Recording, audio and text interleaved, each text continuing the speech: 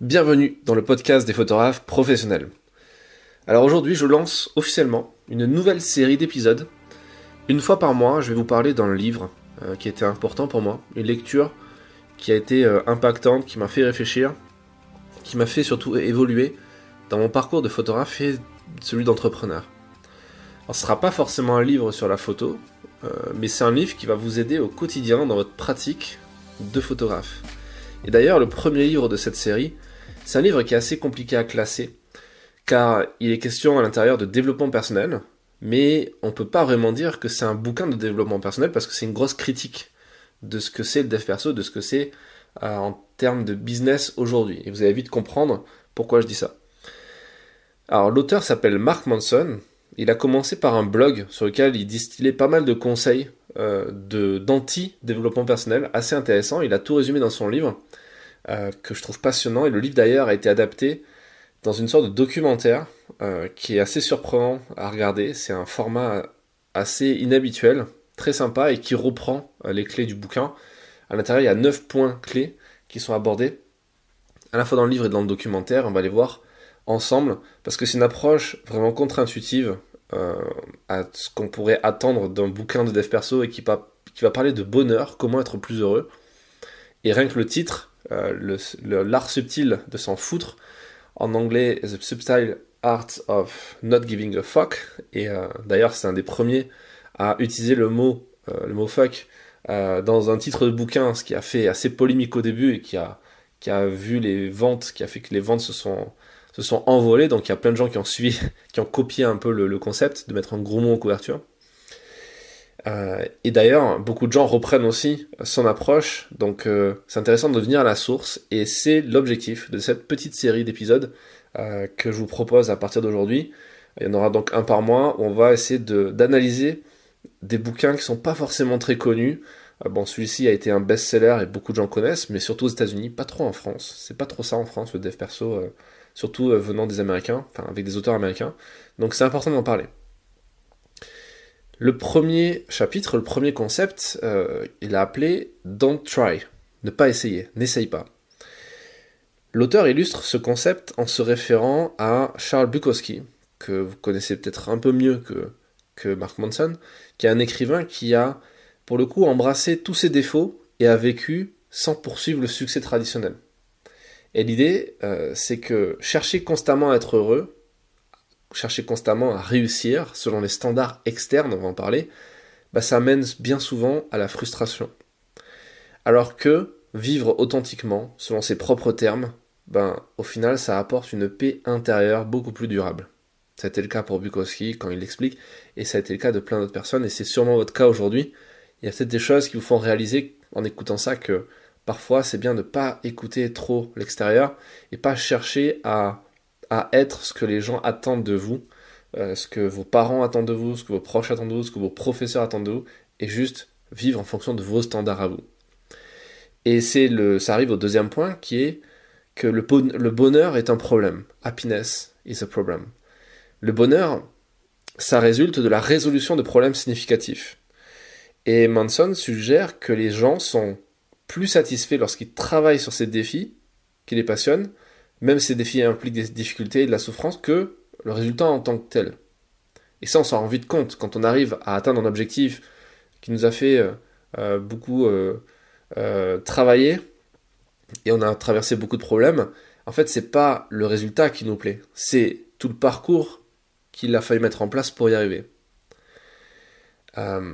C'est encore plus vrai que, tout à l'heure je vous parlais du fait que si on essaie de copier les autres, si on essaie de vivre selon les standards des autres, ça apporte de la frustration. C'est un peu ce qu'on voit avec les réseaux sociaux aujourd'hui, avec Instagram. Notamment Instagram, ça a été le réseau social qui a vraiment propulsé la photo sur le devant de la scène, mais aussi la vision du monde d'une partie de la population et qui a créé des standards en fait. C'est ça qui est assez dingue. C'est que selon Instagram et selon les réseaux sociaux, donc TikTok, etc., il faut avoir un corps d'une certaine façon, pas beaucoup de forme. Après, ça dépend les modes. À chaque fois, un coup c'est anorexique, un coup c'est pas le cas. Il faut être musclé, il faut voyager, il faut faire du business, il faut se prendre en photo devant des piscines avec des cocktails, etc. Et les gens montrent le bonheur, en tout cas le bonheur qu'ils vivent même pas forcément, d'ailleurs, ça qui est assez dingue, c'est que les gens qui montrent du bonheur ne sont pas forcément heureux et ne sont pas en phase de bonheur. Ils essaient de se convaincre, bien souvent. Et c'est en ça que la recherche de bonheur et le bonheur en soi, c'est ça le problème, concrètement.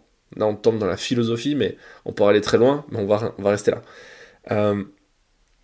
Troisième partie que je trouve excellente, vraiment excellente, qui est un peu le cœur du bouquin et de la philosophie de l'auteur, c'est que vous n'êtes pas spécial. You are not special. L'auteur démystifie le concept d'unicité absolue. Il appelle à reconnaître l'ordinaire comme une expérience humaine commune, c'est-à-dire ce qui nous lie tous, c'est le fait qu'on est tous ordinaires. Il n'y a personne qui est extraordinaire. Il y a peut-être des gens qui sont meilleurs en maths, meilleurs en philo, meilleurs en sport, meilleurs en instruments de musique, etc. Mais globalement, il n'y a pas un individu qui sort du lot par rapport à tous les autres. Tout le monde a des problèmes, tout le monde a des défauts, tout le monde fait face à des défis, et cette prise de conscience, elle peut libérer la pression qu'on a parfois de devoir se surpasser constamment.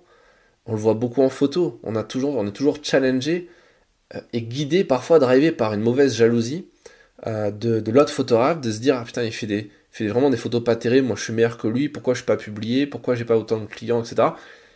Et cette pression, ben, malheureusement, elle nous empêche de profiter des aspects simples de la vie. Le fait que voilà, on vit tout simplement, et vous allez voir, c'est un peu ce qui drive aussi l'écriture de ce bouquin, ce qui amène jusqu'à la fin avec la conclusion finale. D'ailleurs, la quatrième partie, qui s'appelle The Value of Suffering, donc la valeur de la souffrance, ben, il explique que la souffrance, elle est inévitable. Elle est inévitable pour tout le monde. Tout le monde va souffrir, tout le monde est amené à mourir un jour, à souffrir toute sa vie, avec un niveau plus ou moins grand, en fonction de là où vous avez eu la chance de naître et de grandir. Et ce que l'auteur explique et encourage à faire, c'est à réfléchir au type de souffrance que nous sommes prêts à endurer pour atteindre nos objectifs. Ce qui compte vraiment pour nous. C'est des gens qui ne veulent pas souffrir et du coup, qui n'auront pas de changement, qui ne seront pas capables d'évoluer. Et d'ailleurs, ce qu'il explique aussi un petit peu, c'est le fait que tout le monde veut changer, tout le monde veut changer de vie, tout le monde veut perdre du poids, tout le monde veut apprendre telle ou telle compétence, tout le monde veut gagner de l'argent, tout le monde veut faire des trucs comme ça. Tout le monde veut le résultat, mais tout le monde n'est pas prêt à accepter la souffrance qu'il y a et les problèmes qu'il y a sur le chemin. Tout le monde n'est pas prêt à endurer la même chose. Et lui, il va encore plus loin en expliquant que c'est con parce que c'est justement la souffrance et tous les problèmes qu'il y a sur le chemin, tous les obstacles qu'il y a sur le chemin, qui sont la vraie valeur du truc et qui font que c'est ça qui est intéressant. Et d'ailleurs, il pousse le truc, c'est un peu morbide, mais il pousse le truc avec une étude qui a été faite par un Polonais à l'issue de la Deuxième Guerre mondiale, un mec qui a mené une étude sociologique en posant des questions à des gens qui ont été des rescapés de la Deuxième Guerre mondiale et notamment de la Shoah, des camps de concentration, etc. Et ce qui est assez incroyable, c'est que les résultats d'études montrent que la plupart des gens qui ont connu ça, qui ont vécu tous ces moments durs, considèrent que ça a été presque une chance pour eux, parce que ça a redéfini qui ils étaient, ça a amené un changement dans leur vie, dans leur façon de voir le monde, etc., qui fait que ça les a construits, qu'ils ont pu atteindre plus facilement le bonheur, en quelque sorte, parce que ils ont compris ces souffrances, ils ont réussi à se relever, etc. Parce que, et c'est le cinquième point, c'est que vous choisissez toujours. You are always choosing. Et ce point souligne l'importance de notre réaction face aux événements de la vie, face à la mort, face à la maladie, face au drame, aux tragédies. L'auteur, il insiste sur le fait que nous avons toujours le choix de comment nous interprétons et comment nous répondons aux circonstances. On ne peut pas, on n'a aucun moyen de pression, aucun moyen de négociation avec la vie, avec la maladie, avec tout genre de trucs. Le seul truc sur lequel on a un vrai contrôle, un réel putain de contrôle, son bouquin il donne envie d'utiliser des grossièretés, c'est assez marrant, c'est le contrôle qu'on a nous-mêmes, sur nous-mêmes, par rapport à ce qui se passe. Vous voyez ce que je veux dire ? C'est comment on va réagir. Une scène triste va faire pleurer, mais on décide de pleurer ou pas. On va décider d'être triste ou pas. Et la scène, c'est un fait. Et ça, c'est super important de le comprendre. On a un choix sur tout. Et d'ailleurs, on le voit dans les pays en guerre, dans les pays où il y a des catastrophes naturelles, dans les pays où il est vraiment difficile de vivre au quotidien en comparaison de ce que nous, occidentaux, européens, on a la chance de vivre dans des conditions vraiment largement acceptables comparées aux autres, sinon même excellentes. Euh, on voit que dans ces pays-là où c'est compliqué, les gens continuent de vivre, ils continuent parfois souvent de sourire d'ailleurs. Je pense qu'on croisera plus facilement des gens souriants dans un endroit qui est régulièrement ravagé par des cyclones et des ouragans ou des catastrophes naturelles et la misère que dans le métro parisien où le niveau de vie il est incroyablement plus haut. Vous voyez l'idée? Donc tout est une question de contrôle qu'on décide d'avoir sur notre vie et sur nos expériences de vie. Et comme le souligne l'auteur, globalement, on se trompe. On se trompe sur tout.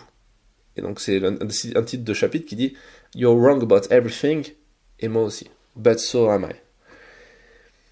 Et là, il explique un truc qui est important, qui est une des clés pour réussir, et c'est d'ailleurs le premier chapitre du bouquin que j'ai écrit dernièrement, qui s'appelle « Qui ose gagne » sur le leadership, c'est la question de l'humilité. De l'humilité, notamment l'humilité intellectuelle, qui permet d'accepter que nos perspectives actuelles, elles peuvent être fausses, elles peuvent être incomplètes, et c'est ça qui permet de la croissance et de l'apprentissage.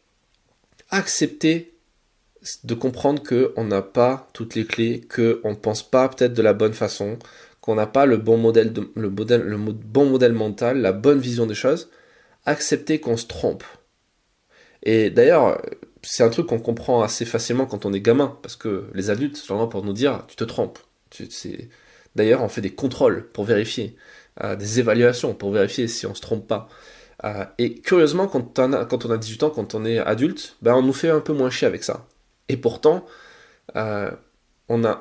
si on n'est plus capable de se remettre en question, de se demander si on a tort ou pas, on va parfois faire d'énormes erreurs et parfois flinguer sa propre vie. Pourquoi? Et ne pas être heureux et sacrifier le peu de temps qu'on a sur Terre parce qu'on n'a plus ce besoin de contrôle et de cette question d'humilité, de se dire, parce que l'humilité ça vient de nous-mêmes, de se dire, est-ce que je suis pas en train de me planter? Et d'autant plus que l'échec, c'est le chemin. C'est le septième, je vous fais le bon condensé du bouquin, je vous encourage à le lire, c'est pas parce que je vous fais un résumé qu'il faut pas le lire. Vraiment, en plus, il est super intéressant à lire, même en anglais, il se lit assez facilement, je trouve, pour un bouquin en anglais, c'est un bon apprentissage, un bon exercice pour ceux qui veulent s'exercer à la lecture en anglais, ce que je vous conseille de faire parce qu'il y a beaucoup de livres extrêmement intéressants qui ne sont pas traduits en français, pas encore, qui ne seront peut-être jamais d'ailleurs parce qu'ils marchent pas forcément, c'est pas des grands succès parfois les meilleurs livres, donc s'il n'a pas un succès économique, il sera pas traduit dans d'autres langues, encore moins le français, et le français c'est une toute petite langue sur Terre, ok, donc petite parenthèse pour vous dire, lisez des bouquins en anglais, c'est vachement intéressant, en plus c'est la vraie définition des termes, c'est pas des traductions parfois un peu cheloues, faites par des gens qui n'y connaissent rien, ou en tout cas qui n'ont pas la même vision que l'auteur. Et donc du coup, la 7e partie touche à l'échec, et l'échec, the failure is a way, dans lequel Manson voit l'échec non pas comme un obstacle, mais comme un élément essentiel du processus de réussite. Pour lui, les échecs, ça fournit les leçons les plus précieuses qui guident vers de meilleures tentatives et de meilleurs succès futurs. Et c'est exactement ça en fait. Quand on est entrepreneur, quand on est photographe, on va échouer régulièrement, sinon toutes les semaines, tous les mois, tous les jours parfois, en testant de nouvelles choses. Mais en fait, on teste de nouvelles hypothèses. On teste quelque chose, on voit que ça fonctionne pas, ok, on a compris comment ça fonctionne pas, pour le coup. Et on va essayer de comprendre comment ça fonctionne. L'éducation, encore une fois, quand on est gamin, on le comprend assez vite. Et dans certaines professions, je pense aux militaires, par exemple dans l'armée, la pédagogie tourne autour de ça. On fait échouer des gens, parfois il y a des punitions que certains considèrent comme étant des brimades, mais souvent c'est juste des punitions intelligentes au niveau pédagogique parce que ça permet de mieux ancrer dans la tête les choses. Et c'est une pédagogie qui fonctionne bien, la pédagogie par l'échec, le fait de comprendre ses propres erreurs, ou en tout cas les erreurs des autres, et d'avancer par rapport à ça. 8e point, c'est l'importance de dire non. The importance of saying no. L'idée, c'est de se fixer des limites, et c'est crucial pour pouvoir se concentrer sur ce qui est réellement important. Et d'être capable de refuser ce qui ne s'aligne pas avec nos valeurs. Parce que, encore une fois, notre temps sur Terre est limité de dingue.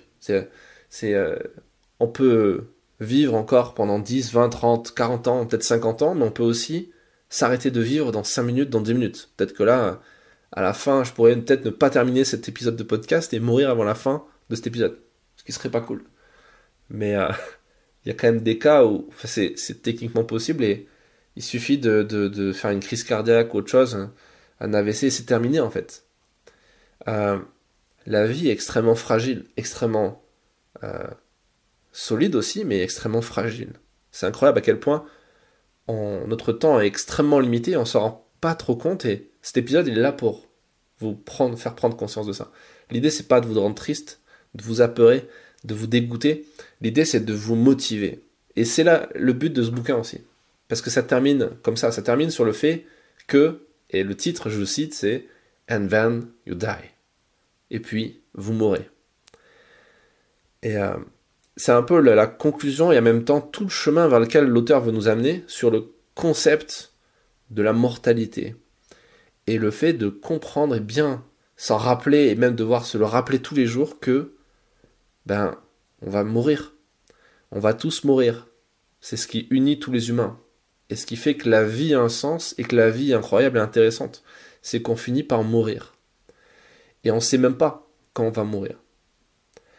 Et savoir qu'on va mourir et ne pas savoir comment ni quand permet d'être motivé à vivre, à survivre, à être motivé de vivre selon nos principes et de chercher un sens à ce qu'on fait au-delà des plaisirs éphémères, des succès matériels, le fait d'acheter une bagnole, de vouloir gagner de l'argent, de vouloir coucher avec des gens. Voilà, au-delà de tout ça, au-delà du plaisir éphémère, du plaisir immédiat, qu'est-ce qu'on veut laisser derrière nous?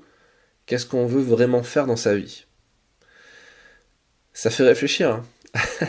Ça fait sacrément réfléchir. Et je trouve que c'est super important de lire des bouquins comme ça de temps en temps. Ou en tout cas de regarder des documentaires, ou de lire, de s'inspirer, d'écouter des penseurs comme ça. Si vous voulez d'autres auteurs, on parlera de ces bouquins dans des prochains épisodes. Il y a aussi Ryan Holiday, qui a un petit peu remis au goût du jour le stoïcisme, la pensée stoïque, sur YouTube et dans des bouquins. Il écrit beaucoup de bouquins, notamment L'obstacle et le chemin, L'ego et l'ennemi. On en parlera dans les prochains, sans trop spoiler. Il y en aura un dont on parlera dans quelques épisodes, dans quelques semaines. Et lui, par exemple, un de ses credos, c'est la phrase romaine, ça date de l'époque antique. Je crois que c'était Marc Aurèle qui avait écrit ça en premier, qui était Memento Mori. Memento Mori, qui en latin veut dire « Souviens-toi que tu vas mourir ». Et Ryan Holiday, pour le coup, il a poussé le truc en écrivant des bouquins dessus, mais aussi en faisant un peu de merchandising. Il a même créé, il a fait frapper un coin, une pièce, sur lequel il y a un crâne. Donc ça ressemble un peu à une vieille pièce antique, comme un vieux sesterce, avec un crâne et avec écrit Memento Mori dessus.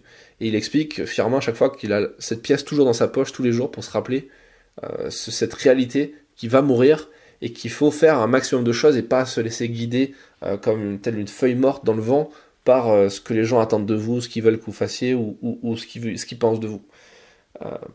Faut être maître de son destin le plus possible parce que, comme on l'a dit, vous pouvez en fait être le décideur. Même si vous ne savez pas combien de temps il vous reste, vous savez comment vous allez pouvoir réagir, comment vous allez devoir réagir à certaines choses. Vous pouvez décider d'être triste, comme vous pouvez décider d'être heureux. Et d'ailleurs, dans le bouquin, il parle aussi d'une anecdote où il perd un de ses meilleurs amis, très jeune, un gamin de 20-30 ans qui meurt à côté de lui. Et à ce moment-là, il rêve de lui dans la nuit, qui lui dit pourquoi t'es triste, c'est con en fait. Pourquoi tu décides d'être malheureux, pourquoi tu décides d'être fataliste. Il n'y a aucune raison. Et du coup, tu peux faire exactement l'inverse. Et c'est extrêmement intéressant. Alors, dans notre société, c'est compliqué parce qu'on pousse à l'empathie, à ce genre de choses. Et c'est important, l'empathie, c'est important d'être bienveillant, c'est important de bien communiquer avec les gens. Mais parfois, c'est bien aussi de comprendre la réalité telle qu'elle est, de faire face à la réalité. Et on en parlera dans les prochains épisodes. Je vous promets une petite réflexion assez intéressante qui va vous faire rire dans quelques semaines. Donc abonnez-vous si ce n'est pas le cas. Et pour revenir sur Manson, sur son bouquin, le style est vachement bien parce que c'est un langage direct, sans détour, pour transmettre un message. C'est une façon de réfléchir aussi, de mener une réflexion sur la culture moderne de positivité toxique qui nous éloigne des réalités fondamentales de la vie, je viens de le dire un peu. Et il choisit délibérément. Enfin, le problème, c'est que ces réalités choisissent délibérément sur quoi nous concentrons notre attention et nos efforts. Et nous pouvons trouver un sens et du bonheur dans nos vies, malgré toutes les difficultés, malgré toutes les souffrances, qui sont pour le coup inévitables. Donc, tout ce discours, il est parfois dur à entendre, mais il est tellement nécessaire. Et moi, je le vois dans ma vie personnelle, mais aussi ma vie professionnelle, parce que ça fait maintenant depuis 2015-2016 que je donne des cours, que ce soit dans des universités, des écoles de photo ou de journalisme, parce que c'est à Sciences Po Toulouse en journalisme, et surtout en ligne avec des masterclass, des trucs en présentiel, etc. Et puis j'ai monté une structure dans laquelle je donne des cours toutes les semaines. Et je le vois que quand je fais des feedbacks, pas agressifs, mais en tout cas cash, où je dis clairement ce que je pense, quand quelque chose n'est pas bon, je dis voilà, franchement c'est pas bon, c'est pas que j'aime pas ou que ça me parle pas, c'est que techniquement c'est pas bon. Il y a deux sortes de réactions. Il y a les gens qui vont être braqués et qui vont m'en vouloir ou qui vont s'énerver ou qui vont partir, et ça arrive, heureusement pas tout le temps, mais ça arrive. Mais surtout la deuxième façon de réagir à ça, c'est de dire putain merci parce que j'ai un avis constructif et t'es pas là pour juste me dire c'est bien, un peu comme ma mère pourrait me le dire quoi. Je suis pas votre mère et j'ai aucun intérêt à vous dire c'est génial si c'est pas le cas. Et quelque part on se rend compte que ça se transpose très bien dans notre vie personnelle et au final nos vrais amis, nos vrais proches, les gens qu'on apprécie vraiment réellement, en qui on a confiance, c'est des gens qui vont nous dire ce qu'on doit entendre et pas ce qu'on veut entendre. C'est bien des fois d'entendre quelque chose qu'on a envie, mais si on veut progresser, si on veut s'améliorer dans la vie, on a besoin d'entendre de vrais avis, des choses, on a besoin de la réalité. On doit se regarder dans le miroir et pas un miroir déformant. Alors bien sûr, il faut encore une fois faire preuve d'empathie, mais notre temps il est limité sur Terre. On peut mourir dans 10, 20, 30 ans comme dans 5 ou 10 minutes. On n'a pas le temps pour l'hypocrisie, on n'a pas le temps pour les faux semblants. On doit s'entourer tous de gens vrais, honnêtes.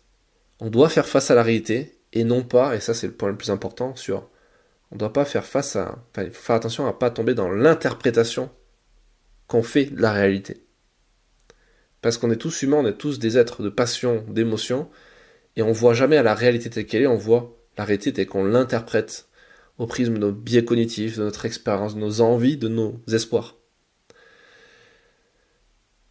Bref, je vous conseille la lecture de ce bouquin, et si ce nouveau format vous plaît, de résumé de livre, faites-le moi savoir en commentaire sur YouTube, ou sur la plateforme de podcast que vous utilisez. D'ailleurs, en fonction de la plateforme que vous utilisez, si c'est Spotify, Apple, etc., allez noter le podcast, vous pouvez mettre 5 étoiles, si ça vous plaît. Mettez un petit commentaire, ça prend 1 ou 2 minutes à faire, vraiment, et moi ça m'aide énormément pour le référencement, ça fait monter le podcast, ça permet de toucher beaucoup plus de gens, d'aider plus de gens, et voilà, je fais pas ça tout seul dans mon coin, je passe du temps pour partager des choses, et j'aimerais bien que ça touche plus de gens, parce que ça, pour le coup, c'est un de mes buts dans la vie, c'est quelque chose que je veux laisser derrière moi, laisser du partage de compétences, de connaissances, de réflexions, pour essayer de faire grandir une profession que j'aime fondamentalement, qui est le photojournalisme, la photographie de presse.